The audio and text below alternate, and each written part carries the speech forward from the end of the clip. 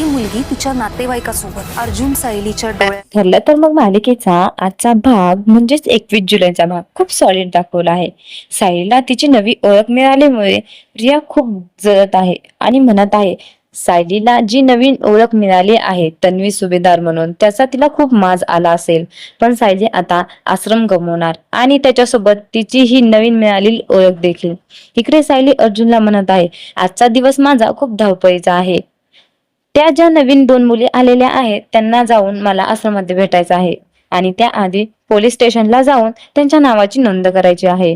इकडे प्रिया नागराजला म्हणत आहे ती मुलगी तिच्या नातेवाईकांसोबत अर्जुन सायलीला डोळ्यात देखत अगदी सुखरूप तिच्या स्वतःच्या घरी जाणार.